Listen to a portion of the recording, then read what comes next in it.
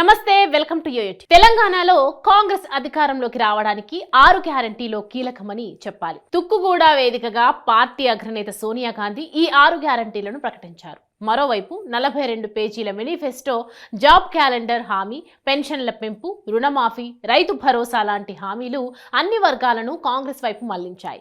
దీంతో 64 సీట్లతో కాంగ్రెస్ తెలంగాణలో అధికారంలోకి వచ్చింది. సీఎంగా రేవంత్ రెడ్డి మరో 11 మంది మంత్రులుగా ప్రమాణం చేశారు. ఈ నేపథ్యంలో 6 గ్యారంటీల అమలుపై కాంగ్రెస్ సర్కార్ స్పెషల్ ఫోకస్ పెట్టింది.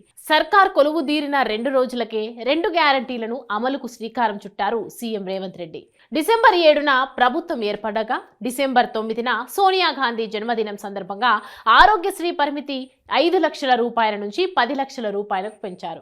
ఇక మహాలక్ష్మి పథకంలో భాగంగా ఆర్టీసీ బస్సుల్లో మహిళలకు ఉచిత ప్రయాణం ప్రారంభించారు. ఉచిత ప్రయాణంతో ఆర్టీసీ ఆక్యుపెన్సీ 40% పెరిగింది.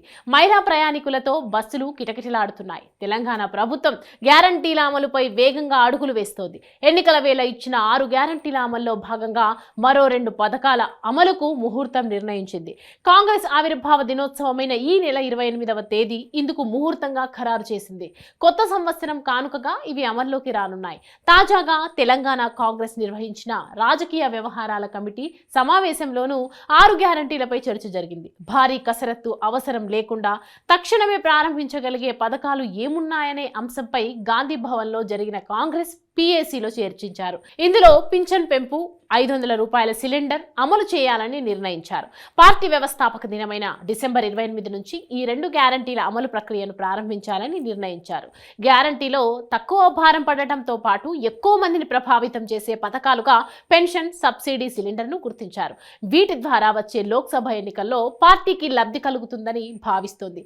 ఈ క్రమంలో చేయూతలో భాగంగా నెలవారీ పింఛన్ 4000 రూపాయలకు పెంచి ఇవ్వాలన్న దానిపై ఏకాభిప్రాయం వ్యక్తమైనట్లు తెలిసింది. రాష్ట్ర వ్యాప్తంగా పింఛను తీసుకుంటున్న లబ్ధిదారుల లెక్కలు కూడా సిద్ధంగా ఉన్నాయి. ప్రతి నెల 45 లక్షల పైగా బ్యాంకు ఖాతాలకు నగదు బదిలీ జరుగుతుంది. వృద్ధులు, వితంతువులు, చేనేత, గీత, బీడీ కార్మికులు, ఒంటరి మహిళలు, HIV, బోధకాలు బాధితులకు ప్రస్తుతం ఆసరా పింఛను కింద నెలకు 2016 రూపాయల చొప్పున ఇస్తున్నారు. ఇకపై ఇది 4000 రూపాయలు కానుంది. ఇప్పటి వరకు నెలకు 900 కోట్ల రూపాయల వరకు ఖర్చు అవుతుండగా పెరిగే పింఛను మొత్తంతో ఇది నెలకు 1800 కోట్ల చొప్పున చెల్లించాల్సి ఉంటుంది. ఏడాదికి 21,600 కోట్ల రూపాయలకు చేరనుంది. దివ్యాంగులకు ప్రస్తుతం 3016 రూపాయలు ఇస్తున్నారు. దీనిని పెంచే విషయమై 2-3 రోజుల్లో స్పష్టత వచ్చే అవకాశం కూడా ఉంది. ఇక ఈ నెల 28 నుంచి అమలు ఎన్నికల వేళ కాంగ్రెస్ పార్టీ గ్యాస్ సిలిండర్ను 500 రూపాయలకే ఇస్తామని 6 హామీల్లో పేర్కొంది. సిలిండర్ ధర 955 రూపాయలుండగా ప్రభుత్వం 455 రూపాయల సబ్సిడీ భరించాల్సి ఉంటుంది.